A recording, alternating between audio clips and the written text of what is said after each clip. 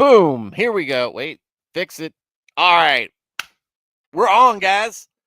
We are on. How are y'all doing? I am your host, Stuart Davis, head Jesus freak in charge of this channel, Flawed Man of God. That's not true. I'm not in charge. The good Lord is. And tonight we are getting back on track with our Bible readings. Okay. This is a great hangout spot for Christians to come over. Not just Christians, maybe people wanting to learn more about Christianity. Get kind of a feel what it's like to be around Christians. Know there's a lot of ideas, maybe some preconceptions you might have, but you might be feeling that calling from Christ. And it's one that I highly recommend you take. It's the best decision you can make in your life. So for you guys, please follow along with us. For everybody else, look, this is not a denomination specific stream. You can call it ecumenicalism or ecumenism or whatever the heck however you make that word work. But no, this is a place where you can share what you or your denomination thinks, and we can comment on it. We're not asking for agreement here. We're just here to gather together as Christians and talk about the Lord. And like I said, go through this Bible reading. I want to hear from you guys, whether you've got a Catholic perspective or a Calvinistic perspective or a Lutheran perspective, Orthodoxy, non-denominational evangelical. You're going to get that from me.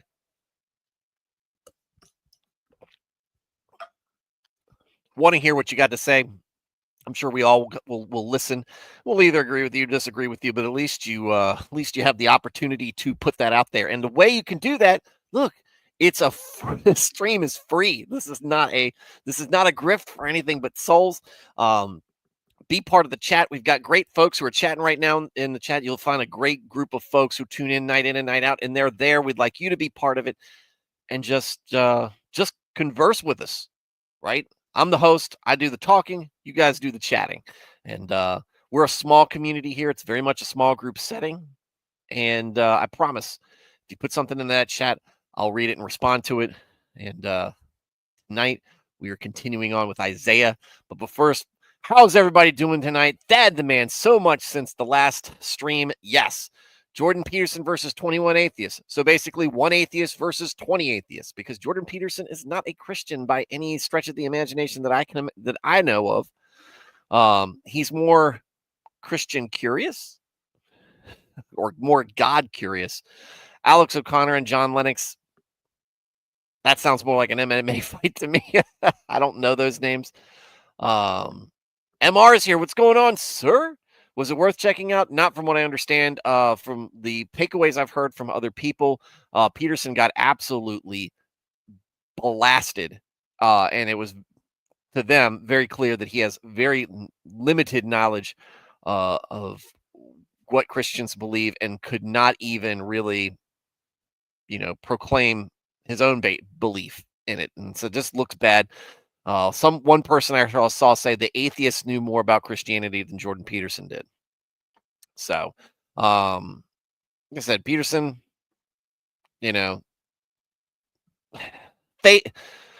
theology discussions and debates, I don't think, especially if he's one who's trying to learn more about it, just not something he needs to be into. I hate theological debates in general. They mostly end up looking stupid, or they're so boring you just want to go to sleep.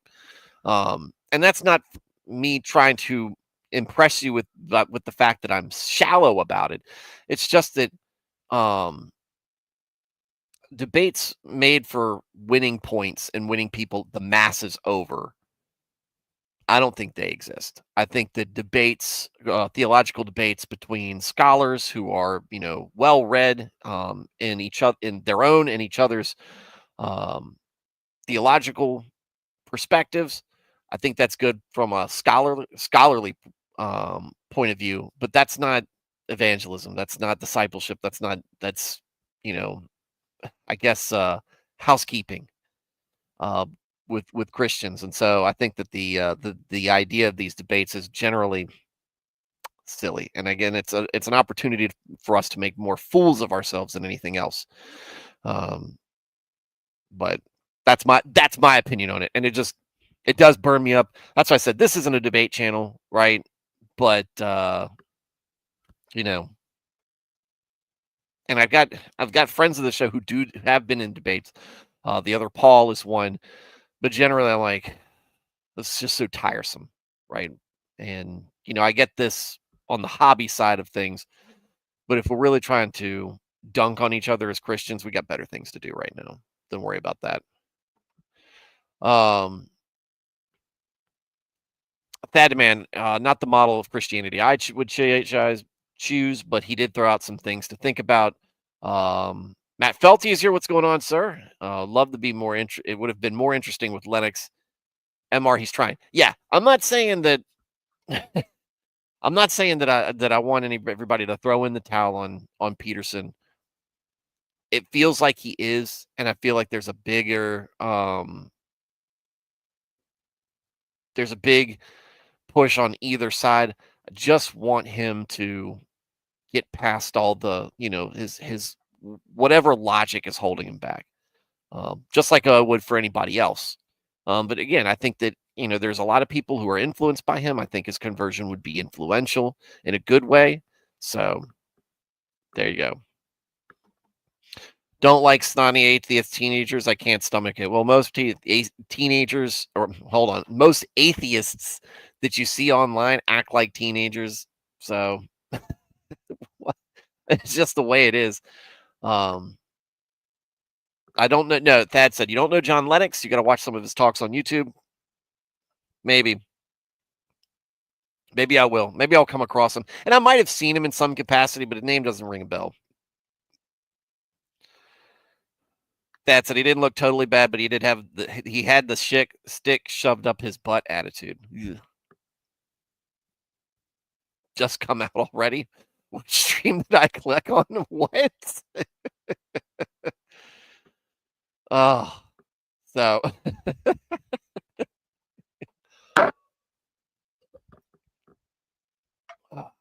there is hold on. I got text by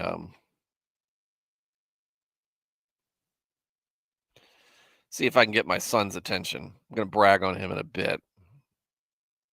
He's got to let his dog. Oh, never mind. He's letting the dog in. I can hear her barking outside, and I know it's keeping the baby up. So, my oldest had his graduation ceremony for 5th grade today. It was great. He was on the principal's list. Straight A's. He is a straight A student. Big ups for him, and looking forward to his time as he goes into middle school at a Christian school. Excited to hear it. Excited to know about it, and excited to see how he grows in that capacity. He like my other two. I am proud of every single moment, and even when I'm frustrated with them, and I had to get go disciplinarian on them today. That my two oldest were fighting and arguing over dumb. It's always something dumb, right? So go up there, stay in your room, get ready for the ceremony because they're both going, and you go back there when you're done. But principal's list, getting on the principal's list, got him a pardon. Got him and his sister a pardon for the rest of the night. But I think they took it. I think they took the things to heart, and I'm sure they'll be fighting in 24 hours. So just the things you got to go through for you guys who aren't parents. For you guys who are parents, I know you can relate.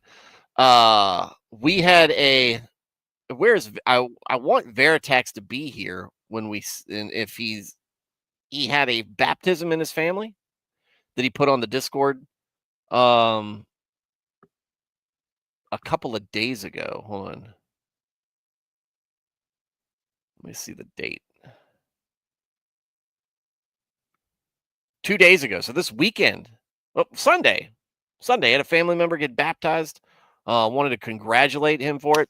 That's better than straight A's. That's better than graduating 5th grade. We love it. We love it. We love baptisms. We love salvation. This is this is what we need. This is what we need in this world. This is what we need in our communities. This is what we need in our families. Um, always, always lovely to see anybody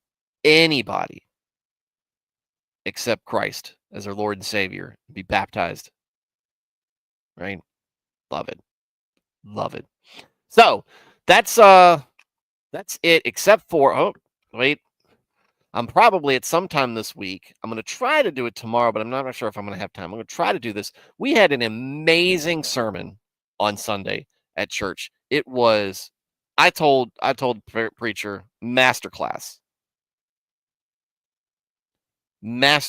on how to present a sermon on a topic that people might not think much about until you bring it up, and then people are going to bristle, right?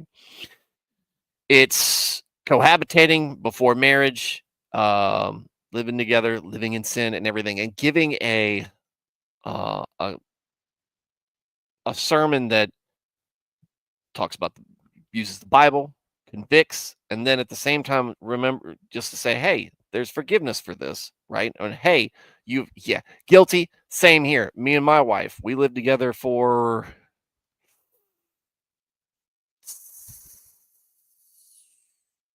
about a year. We'll say about a year before we got married. And he did just a great job, presentation, content, just going through and telling people, but at the same time saying, hey, you can make this right, or if this is something you did, you need to be repentant about it. This isn't the world coming down on you. We have forgiveness, we have grace, um, but you have to at least admit what you did was wrong. And so much of what gets in our way is that. And the other part he brought up, and I told him, I was like, man, preachers should do this in just about every sermon when they're talking about sin, is address the rationalization of why it's good, right? Or why it should be considered good, why your circumstance is different, why you can handle, why it's okay, God, whatever. The rationalizations within Christianity, within faith, have brought us to so many different levels of accepted um, degeneracy and sin, to the point where trying to call it what it is and being truthful about it is met with discord. It's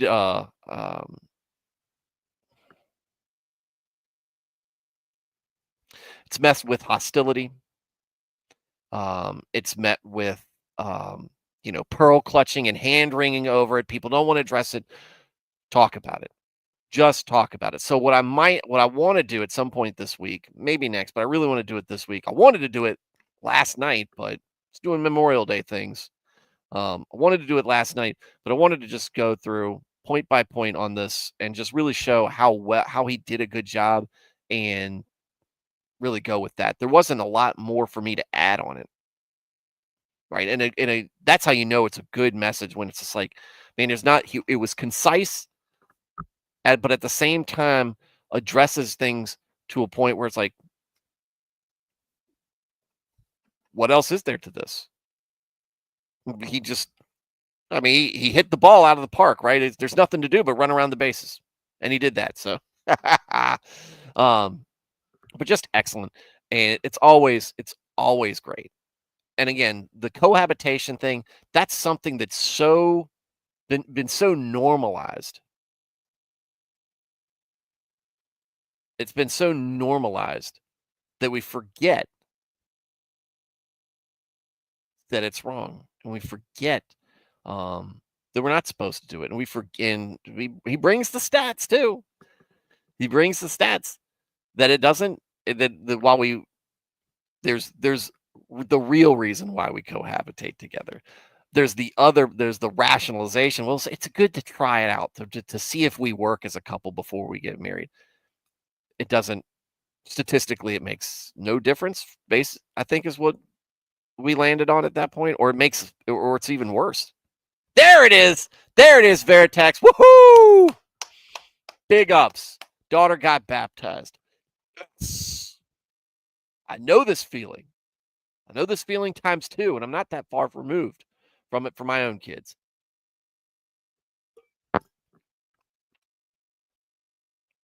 W's in the chat for Veritex and his daughter. Big W's. Yeah, I was talking about that before you got in here. 7 years trying to get timing and her readiness to line up. Hey, right? That kind of stuff is always kind of like where the baptized yo babies crowd usually has usually has some um I don't know, leverage there, but you know, they're there. We got them done, right? Veritex might not be now, might not be in 20 years, but never stop trying. Who knows? It might happen after you're gone. But never stop praying for it. And I know you won't because it's your kid, right? And you never stop caring about your kids. Um anyway, cohabitating. It's kind of a big deal. It's kind of something we've normalized this instead of um really taking seriously the sanctity of the relationship between man and woman, and the sanctity that comes with the courtship and and marriage and all that leading up to that. It's important. It's important to do. And while it works, MR, you and me, we know,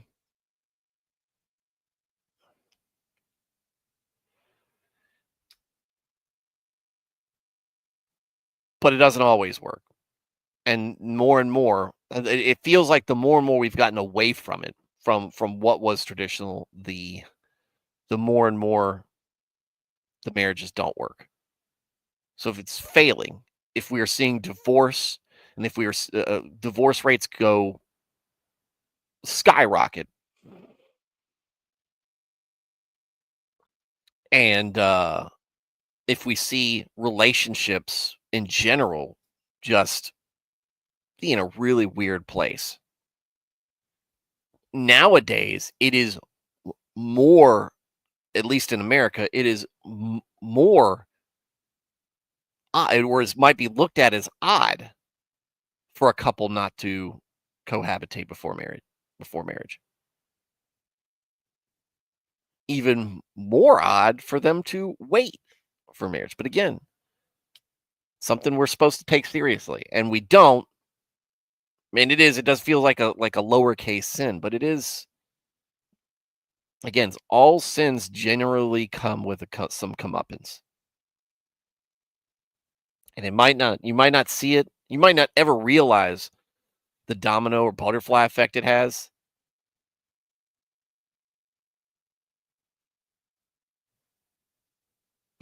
But generally it's there. I think it is my belief that there are consequences. There are real life consequences outside of spiritual ones. By me, it's got to be 80% cohabitation. I'm surprised it's that low. I would think it would be 95%. Anyway, when we go through that, when I do that sermon review, he's got some statistics on there, and like I said, if I do it right, I'll present it, and we'll get some good information on that. But thank God for real. Some of those silly arguments would have had me served. It's when here's the thing, and we all have to be vigilant about this, and we all have to be disciplined about this, and we all have to keep our friends, brothers, and sisters um, in Christ, and even those who are not.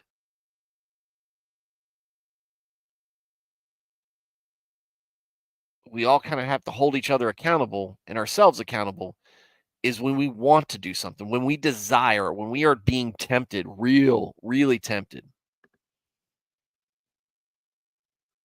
We one of the things we are naturally going to do is try to make an excuse or a reason or a justification of some sort why it's okay. And the rationalization is a real struggle.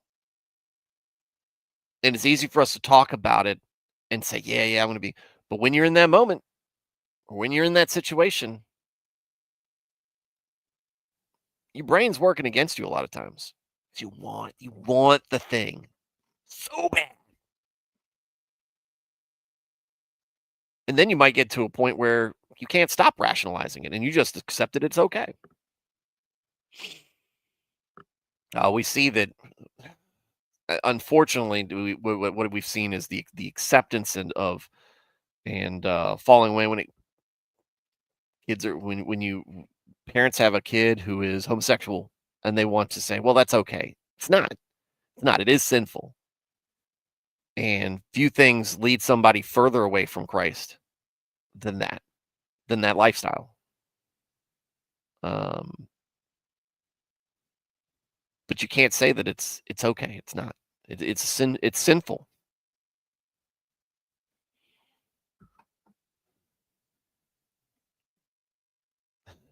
Veritex said, and there are times where it may happen before you want it to happen because of other fallen things happening. Yeah, yeah. It might not be in God's time. Oh, I was talking to my parents about, you know, we were this weekend. I was talking to them about, hey, remember Abraham and Sarah, Hagar and Ishmael, and all that stuff. That was all rationalized. Sarah rationalizing. Abraham, I'm sure, didn't take much convincing, and then God saying, "Didn't wait, didn't wait. You did something you weren't supposed to, and now there's a mess here. Now we have a mess, and I'm not going to condemn Ishmael for it."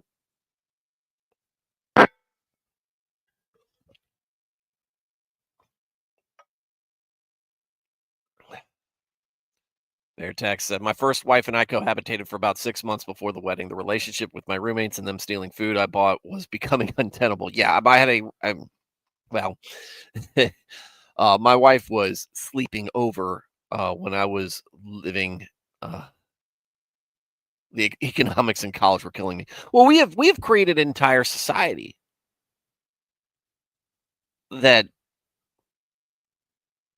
I would say we've created an entire society that drives people to do this. Not just tries to tempt people with it, not tries to convince them, but actually, like you said, economically drive people into this. And I was in a similar situation. I was living at a buddy's house. I was paying rent, helping out with the mortgage, and my wife was staying over. And, we did those things right that we before marriage that we weren't supposed to. But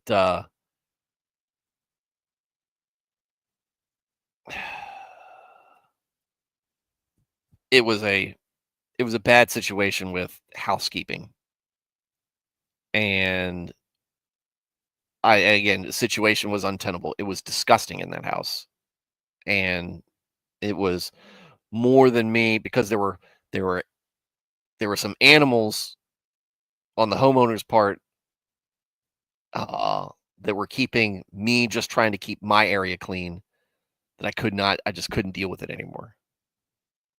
And it finally was the last straw, and it just drove me nuts. And so I moved in with her, and then we were together until we got married. Well, we've been together ever since, right? But yeah, did it, shouldn't have done it. It's back. This is go back to I did it. I shouldn't have done it. I should have come up with another. There were other alternatives. They weren't attractive. They weren't great, but doing the right thing often means sacrifice from things that we want to do. Because what else was I doing that I wasn't supposed to doing? Yeah, Carl, we know and love is here. Me and my wife was the same way. Yeah, most people are, right? And that's why I like he did such a good job addressing something that a lot of people are going to be like, "Hey, I did that and it made sense," and then going, Oh, well, it was still wrong. Oh, maybe it doesn't make as much sense as I thought it did. Veritex fixing mistakes. Did not cohabitate before marrying your new bride. I think we were a lot closer on earlier on because of that waiting after proposing even. Showed just how hard it was to be apart. Nice. Nice. And maybe that's it. So, like I said, that's one of the things I want to get done sometime this week. Maybe I will try to do it tomorrow. I've got a busy week. I got a lot of stuff going on. This is the last week of school. A lot of things happening. So, all right, but let's get into tonight. And tonight is about Hezekiah. I remember Hezekiah is at the end of Isaiah's life, I think. Where's our Bible timeline? Pew, pew, pew.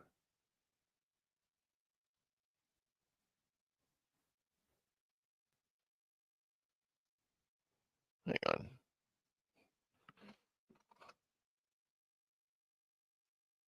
Isaiah is in between First and Second Kings. I've obviously, let's see. Hosea is around that time. We're looking at it. Yeah. Hosea is right in the beginning of Isaiah. Interesting. All right. Isaiah. Kings during Isaiah. Kings during Isaiah. Da-da. Isaiah prophesied during the reigns of 4 kings of Judah. This is the Uzziah, also known as Azariah, Jotham, Ahaz, and Hezekiah. Okay, there we go. Yeah, the end. So, what do we see? Things that Isaiah had been talking about finally happen. Ah! You want to boil water? Notice saw someone up in Richmond had to boil water. Yeah, Richmond's got a terrible water system problem, and I'm on a well. So no, I'm not. I don't think Hanover is either. Um, funny thing behind that was when my dad was on the board of supervisors back in the 80s and early 90s, he tried to set things up so that Hanover could have their own water system and not only have their own water system, but also be able to sell to Henrico and Richmond, which were sort of the surrounding county and city. Richmond's a disaster by any measure. There is nothing that seems to be going on correctly in that city. It is a small city, so you don't hear about it. It's incredibly corrupt, and nobody seems to care. Nobody seems to care. And Mar said they're praying while turned into the wall in Isaiah 38. Was that a tradition? I don't know at the time because it's sometimes it's hard to understand when things become tradition, right? Because it's been around for a while, right? And they're doing it then. Was that when it was new, or had they been doing it a long time? I don't know.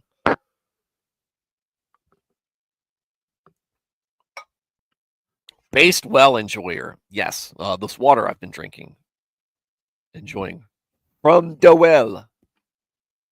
All right. Enough small talk. It's time for the important. Speaking of based prophecy, Hezekiah healed.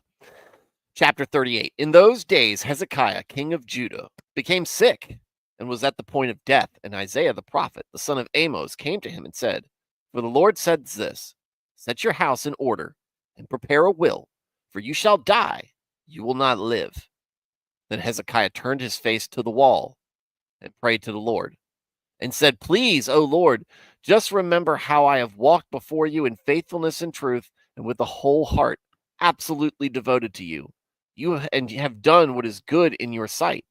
And Hezekiah wept greatly.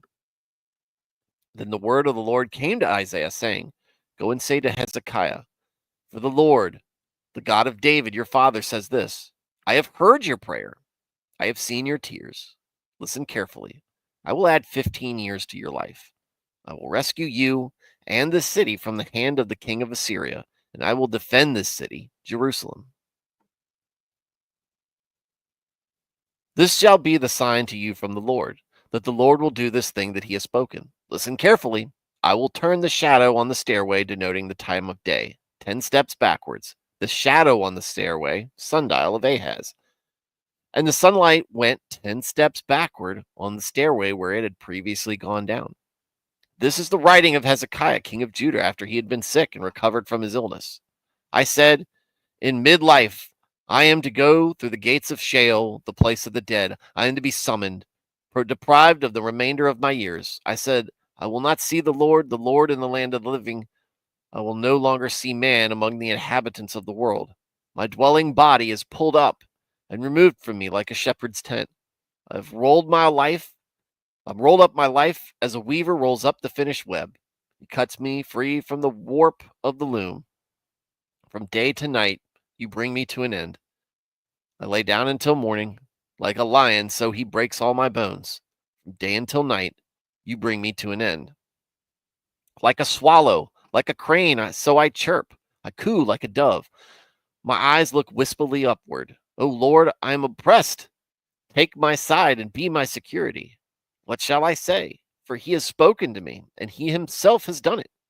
I will wander aimlessly all my years because of the bitterness of my soul. O Lord, by these things men live, and in all these things is the life of my spirit. Restore me to health and let me live. Indeed, it was for my own well-being that I had such bitterness. But you have loved back my life from the pit of nothingness and destruction, for you have cast all my sins behind your back. For Sheol cannot praise or thank you. Death cannot praise you and rejoice in you. Those who go down into the pit cannot hope for your faithfulness.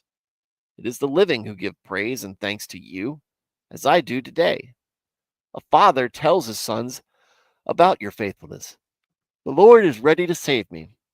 Therefore, we will play my songs on stringed instruments all the days of our lives at the house of the Lord. Now Isaiah had said, have them take a cake of figs and rub it as an ointment on the inflamed spot that he may recover. Hezekiah also had said, what is the sign that I will go up to the house of the Lord?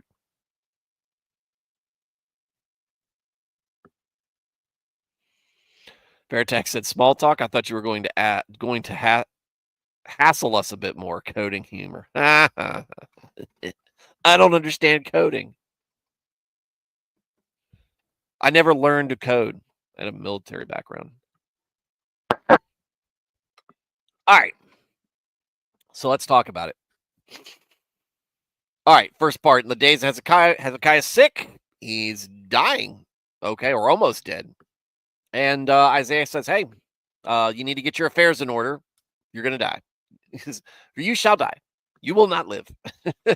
Hezekiah then, he said, he turns his face to the wall and prayed to the Lord. I think that was, it sounds at least imagery-wise, MR, almost like when you sit down at your bed in prayer. You know, when you think about somebody kneeling before their bed at the end of the day, praying to the Lord, maybe it's an act of humility, that you turn your back to everything and all that you see is the wall. I don't know. I don't know if that's a, let's see.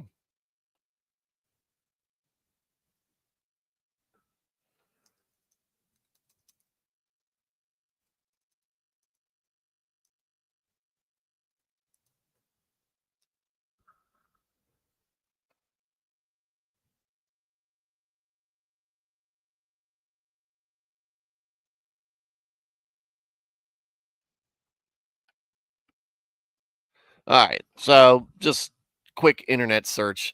Praying facing a wall is a practice found in both Jewish and Christian traditions. In Judaism, Jews pray at the Western Wall. In Judaism, yeah, we see it. All the politicians have to do it. Facing the wall, supposed to be close to God's presence. Man, if only you knew about omnipresence. It's not practice is not about praying to the wall itself, but rather using it as a focal point to enhance the prayer experience. In the Bible, there are instances where individuals prayed facing wall. For example, Hezekiah, when facing death, turned to face face the wall to pray privately, likely to avoid the presence of others and to seek solitude for his devotion. Okay, maybe, yeah. In Christian liturgy, the term ad orientem refers to the practice where the priest faces the altar, effectively facing east, with the congregation symbolizing a shared direction towards God. I've always liked this when I see that. Prayer with everybody facing in the same direction makes more sense to me. I think communion should be done almost in this way, though I'm not as convinced, because that's communion, I think, is not just communion with God. If we're taking it all together, we're in communion with together as a family, right? As fellowship. I don't think, even though, the Last Supper, they're all on one side of the table, I don't think that's how they were eating at the Last Supper. Um, but I do like the other idea of, the priest and we're all praying together to God, right? And not, I don't know. I just, to me, it makes more sense. Maybe it's just a, maybe it's just an aesthetic thing. Um, The significance of praying facing the wall or in a specific direction often relates to desire for privacy, a sense of direction towards God, and the historical and spiritual importance of certain locations. So there you go. That's what the internet says. And the internet's never wrong, right? So let's and now you know, right? um, but God Hezekiah prays and said, "Look, God, please remember me. Remember how I have conducted myself. And I feel like a done us a it's done you a service, or at least I've tried my best to be obedient."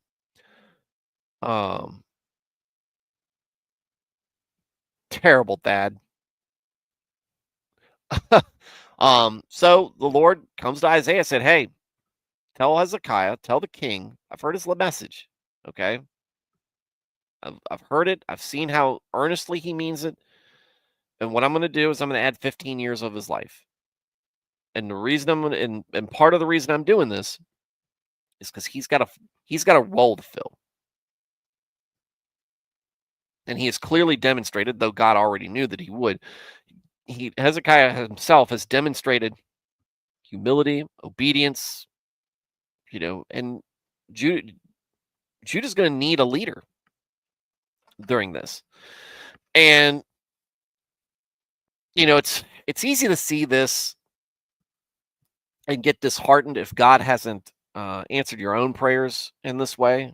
Hezekiah doesn't get to live. Wife wants you to know why you sound different. You feeling okay? Actually, I'm trying to bring more energy to this stream, because sometimes I think to um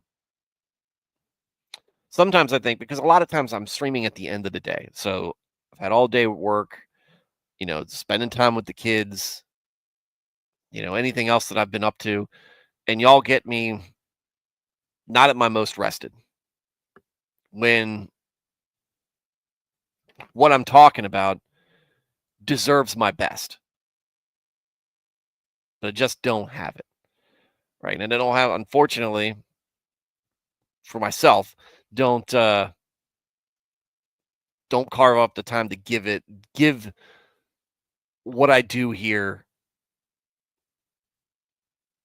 my best energy. What I'm giving it is what I have left. And so one of the things I do struggle with when it comes to this show and what I'm doing here is that I don't have the production value really that you're going to see at a more professionally, more somebody who's put more effort into this channel, how it presents. And the other thing is, oftentimes I am streaming a little bit tired. And one of the things I've learned after streaming, especially streaming with guests, is that it is draining. At the end of this, really all and it's kind of humbling in the sense of, man, all I was doing was talking and talking about the Lord, something I'm excited about, right? But I'm so drained at the end of it. It's just a big, man, I'm out, right? And so all I have left to do really is zone out on some video and go to bed. Now, doesn't mean I don't like to do this. Obviously, I do. I enjoy. By the way, Neo, always good to see you. Tell your wife I said hi as well. Um, I enjoy hanging out with you, and I especially enjoy presenting uh, the Lord's word, and bringing things to the internet in a presentation that maybe somebody comes across after I make this, maybe after I'm dead and gone. Who knows? Um, and this can change your life. Kind of what we saw with Nico, right? And maybe some of you guys. I know Emmanuel Osorio often says that, I help keep him grounded. If I can do that, it's mission accomplished, right? This is I've already done at least what makes this effort worthwhile, even if it was for one person. But I do enjoy it. I do enjoy it greatly. But I'm actually feeling more energetic than normal. So if I feel different or if I sound different, could be just my mic's getting ready to die. Or maybe just not used to see me a little bit more bubbly. I am ADHD, so I actually have a abundance of energy, but the work that I do, it involves a lot of concentration. And at the end of a day, it's I've put a great amount of effort in, and I'm just usually a little drained by it. But I appreciate the concern. Yes, I'm feeling okay. It's been a really good few days. It's like I said, today I'm on, you know, watch my son finish finish elementary school on a great note, straight A's. Um, dude, yeah. Yeah. So, um, what were we saying? Oh, I was talking about, so this can be um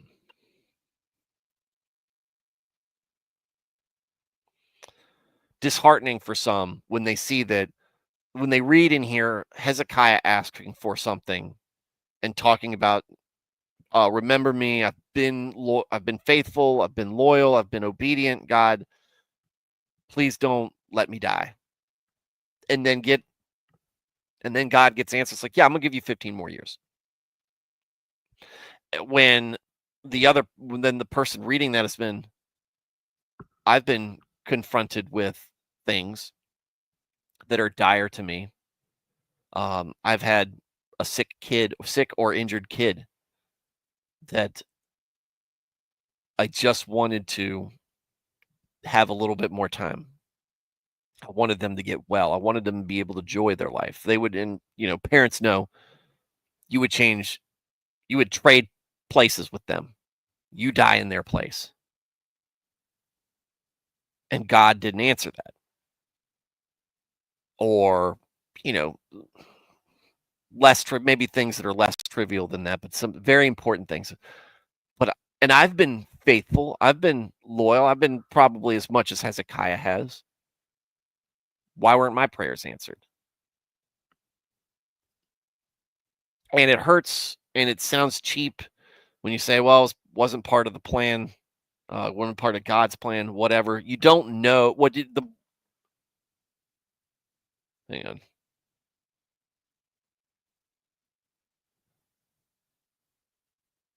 on. um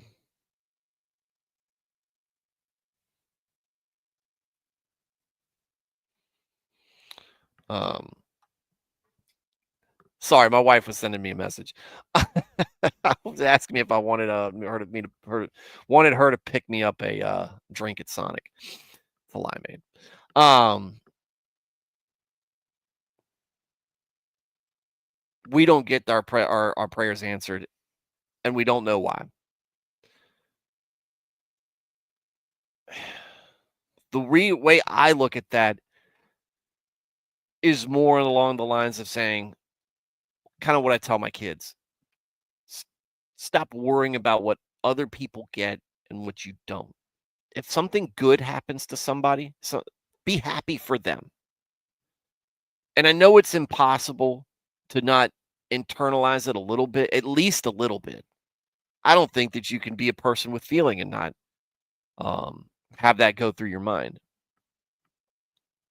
But that leads to but to follow on that leads to jealousy and covetousness, and that's not gonna make anything better. Maybe God didn't answer your prayer the way that you wanted. Maybe your faithfulness was not enough to change things, but you don't know how it all ends up in the grand scheme of things. And you don't know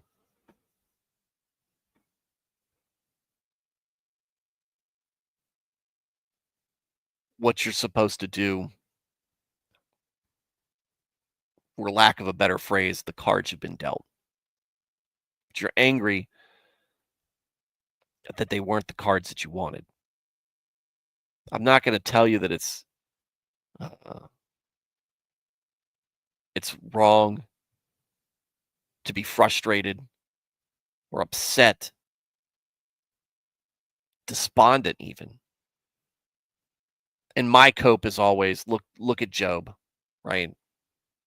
He probably went through worse or as bad as you.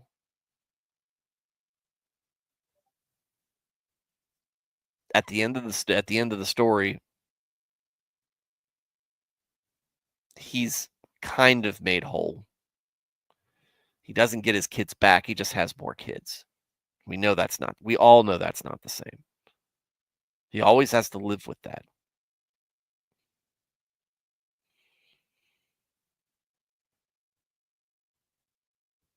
But he went through this pain and suffering and he didn't understand it. And God says, you're not necessarily supposed to understand it. Sometimes we deal with the consequences of our actions.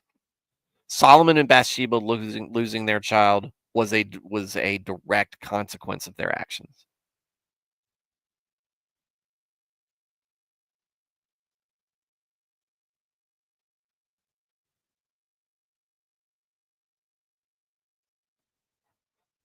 And Mar said, my dad was a religious guy, and so was his sister. Neither of them could handle Job. When you say neither of them could handle Job, could you like expound on that? What do you mean by that? Job's tough.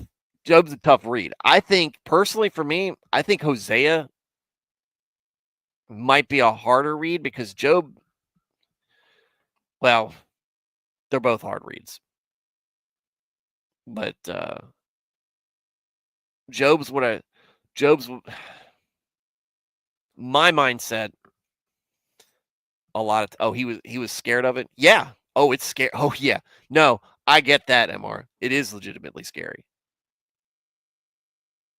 And I don't blame him for that. Me, I have a very similar aversion to the passion watching the movie, The Passion of the Christ. I've never seen it.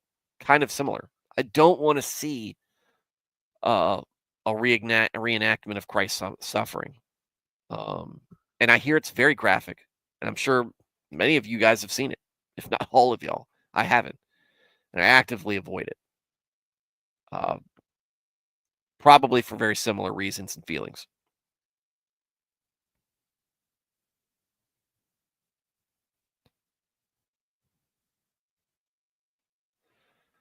What was the title on that? My bestie's mother's book makes a little more sense on the title now.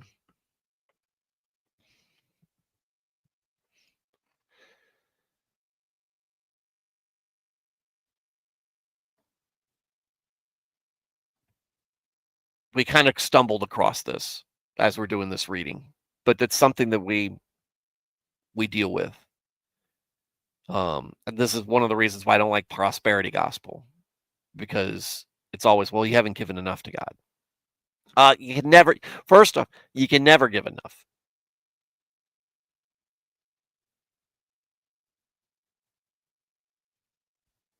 They called me Job. Okay. I'm assuming she went through a lot.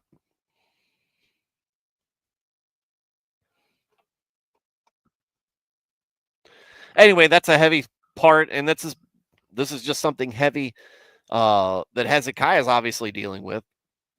And God comes back and says, "Hey, I'm going to give you 15 years." There's a purpose behind getting that 15 years. And it's also, and you got to remember, oh, that's awful, Neo. Wait, that includes your best friend, right? Because it's your best friend's mom.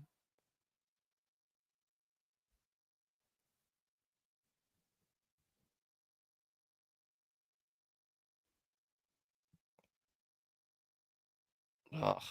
Sorry to hear that, buddy.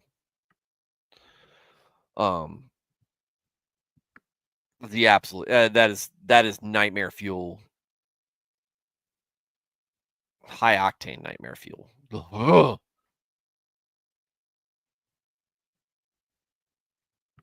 Um,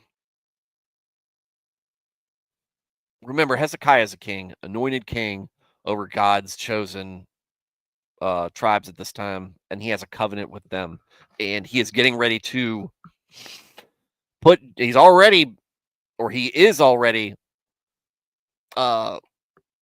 sweeping away Israel for good reason, and he's getting ready to put Judah to the test, and he's setting Hezekiah, a good king, up to lead them.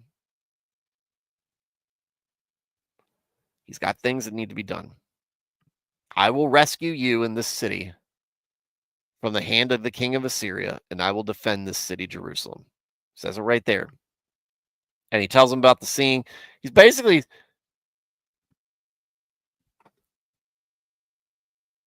I'm trying to think of this without thinking of the stupid Cher song, but he turns back time. If you could turn back time, if I could turn back time, we can't. God does, right? I will turn the shadow on the stairway, denoting the time of day 10 steps backward on the sundial. And he does. And then Hezekiah goes through this, I guess, praise of God or something in the wake of his recovery. In midlife, I'm going to die in the place of the dead, right? Deprived of the remainder of my years. Basically, I'm being called and I feel like it's too soon. He's going to the land of the dead. He's not going to see the Lord. He's lamenting, right? These are the laments of a man who is facing mortality. Like a lion, he breaks all my bones. From day until night, you bring me to an end. There we go. Everything. He says that a couple of times. And then he reaches out to God. I'm oppressed. Take my side and be my security. He's spoken to me. He's done it. We just see a lot of that, right? And then Isaiah tells Hezekiah that they need to take fig Newtons because it's not a cookie, it's fruit and cake. All right, cakes of fig Newtons. It's in the Bible. Fig Newtons look a little holy right now. Have them take a cake of figs and rub it as an ointment on the inflamed spot that he may recover. Look, I'm not saying this is going to work. Jesus used mud to give a man his eyesight back. It don't work when other people do it. It does when God commands it. But Fig Newtons, there we go. Healing properties of Fig Newtons. Maybe they should put that. They should put that on the wrapper. Every every wrapper of Fig Newtons should have Isaiah 38:21. They might get sued, but I think it's worth it. All right, going back to 38:8, where I was talking about Cher's song. There's a footnote here. Some suggest that the stairway was built to serve as a sundial. Others think that it was just a stairway whose design happened to function as a kind of sundial. The Hebrew word simply means ascent, which can be a stair or stairway. If it was fully exposed to the sun, man, this gets autistic. The shadow must have been cast by some object, such as a pole. Otherwise, if it was covered, then perhaps there was an opening through which the sun shone and illuminated part of the stairway. Okay. Yes, for sure, Isaiah approved. Yes. Isaiah 38 approved.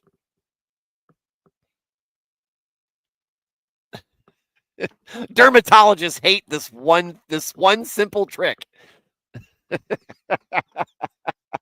Quoted a day right there. That's good. So Hezekiah is saved. He's got a purpose, and Fig Newtons take away his inflammation. And Hezekiah goes, "Oh, can I also have a sign that when I'm going to die?" Dude, you got 15 years. Math it.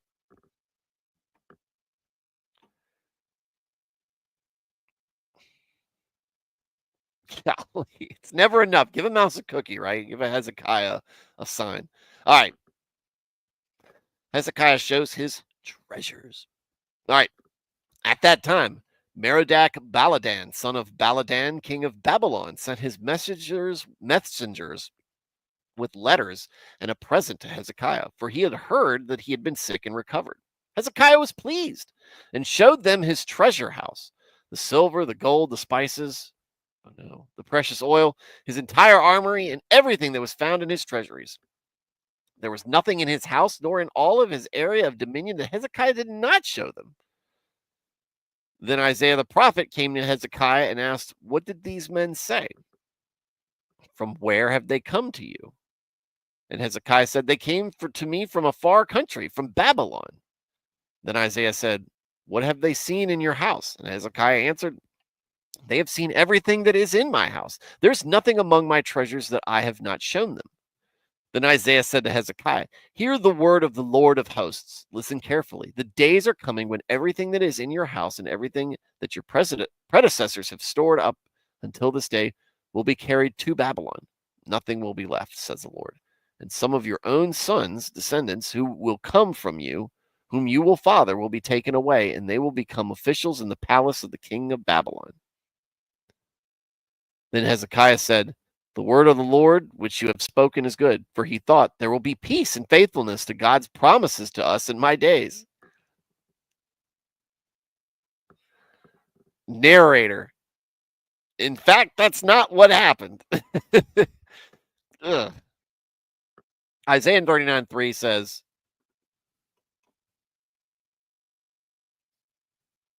hold on a second.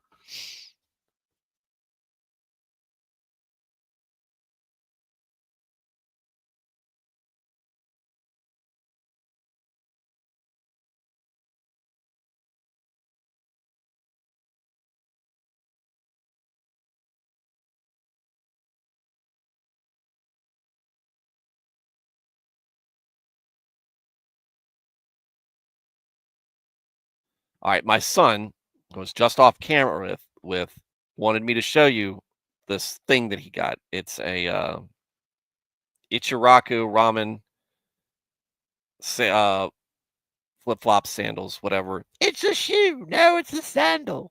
For my Monty Python fans. Naruto, right? So he's very excited about that. He wanted me to show you guys that for some reason. I do need to I'm gonna take a picture of this and text it to Blaine, because I don't think he's watching right now, but I think he'll think it's hilarious. Or maybe Serranos, who thinks that Naruto is dumb, but he's dumb. You heard me, Serranos, if you're listening. There we go. MR says, let's go. Here we go. Excellent. Excellent. All right. So we're reading in the footnotes in the third verse. During this period, Babylon was not regarded as a threat. Yes! Yes! Rock Lee is awesome. Him and Guy Sensei. The GOAT! That's why he's the GOAT! Look, I never got into Naruto until my son was about 3 years ago. And I was like, I'm gonna watch this and see if it's okay for my son. Really actually loved how there's a lot of good lessons for kids, especially hyperactive kids, kids who are maybe ostracized a little bit. It's a lot of good. It's good messaging for them in a lot of ways. And so I'm a big fan of the show. I think it's good for all kids to watch it. So not the sexy jujitsu though. It's degenerate. It's awful. But yeah. Kakashi Sensei, my absolute favorite, but right behind him is Guy Sensei and Rock Lee. Love those guys. Oh, love it. Anyway, all right. All right, like I was saying, third verse, Babylon's not regarded as a threat. Clearly not. At least not to Hezekiah, because hey, Merodach is the son of Baladan, king of Babylon. He heard you were sick. He sent you a message saying, "Hey, I'm so glad to see you. I'm so glad to see you got better." And so Hezekiah said, "Why don't you come on down to Jerusalem, and I'll host you, and we'll have a festival or whatever. And let me show you around. Let me show you all the things that you might want to steal if maybe perhaps you're not a nice guy. But you're not a threat. Babylon, that sounds like a great thing. That sounds like a great place."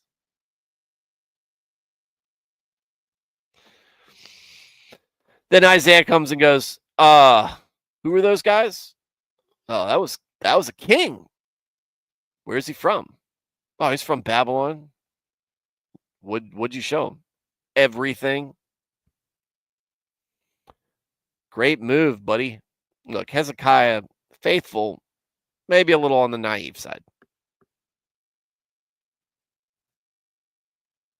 But being a chill guy. I actually started my son on the original Dragon Ball. It never stuck. Naruto did. So, all right. So Isaiah goes, great job. Great job with that. God has a message for you. All of this that you showed them, all you showed those Babylonians, it's going to be carried off. Some of your kids, and they're going to be officials for the king in Babylon. And Hezekiah goes, oh, that's great. Awesome. Okay, Hezekiah, look, it's not a good thing. They're not, well, we'll see what happens. Right? And the footnotes here says, the fulfillment of this prophecy was initiated when Daniel and some of the other royal sons were taken to Babylon to serve in the court of the king. Hosea is hard. Daniel is so good. Daniel's awesome. Love Daniel. So, all right. Well, that's our reading for tonight. And now we know. Hezekiah, faithful, at least in chapter 39, doesn't come across as the wisest of people. Maybe he's overly hospitable.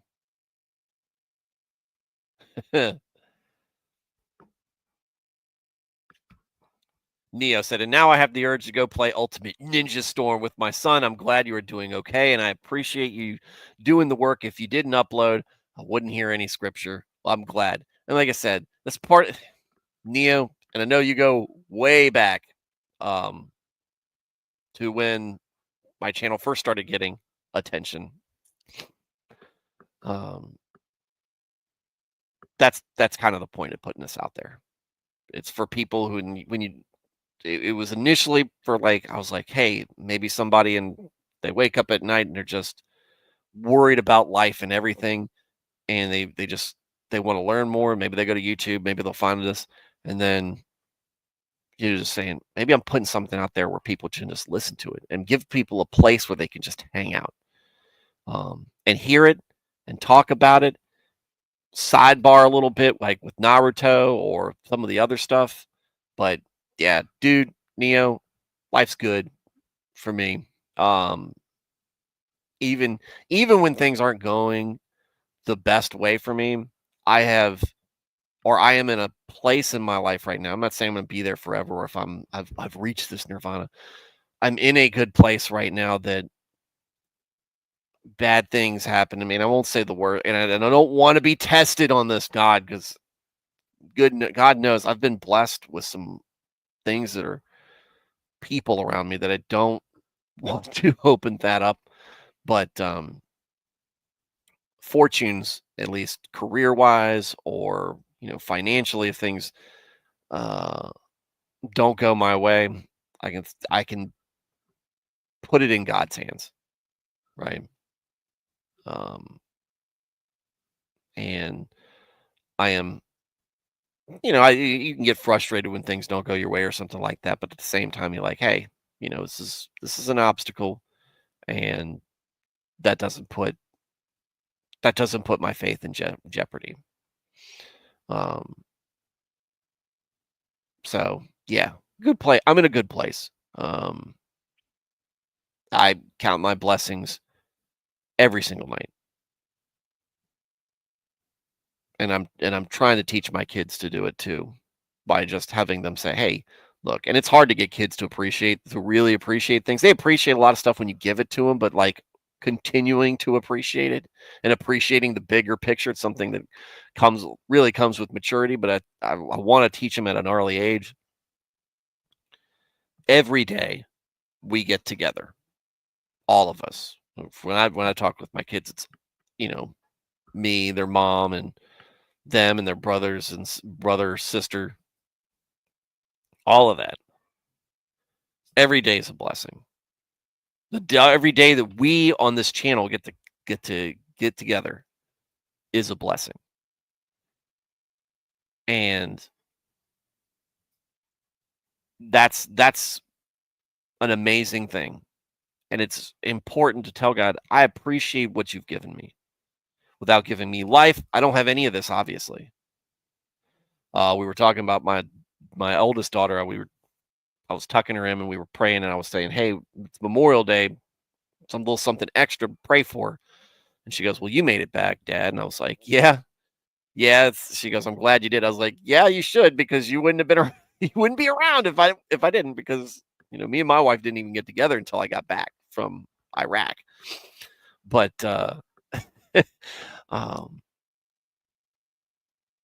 it's the blessings that you get need to be appreciated, need to be enjoyed. God gave them to you. He gave you life. Enjoy life. He gave you family. Enjoy your family. He gave you friends. He gave you a church. Enjoy it. Don't abuse it. Don't treat it. Don't mistreat it. And oftentimes for us, we can fall victim to that mistreating in ways that maybe we think is good. But it's not like God hasn't given us guidance on how to treat it. It's in the Bible. It's in this scripture. And Neo, I'm glad you're tuning in. I'm glad I've got this platform. And it might not be big, but the more I see YouTubers who have gotten big, and it's not just YouTubers, people who are faced with fame, the more I'm kind of happy I have my own little corner. I don't need to be monetized. I don't need any that. That's not what I'm in for this. Um, I don't want to. I don't want to end up like a lot of these people do. And I can't. And I don't say that they ended up that way because they're bad people. We're all vulnerable to sin. We're all money and fame and whatever comes with that. I don't know because I've never been there.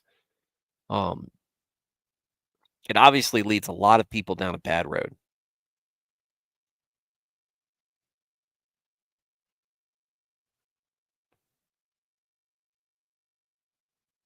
And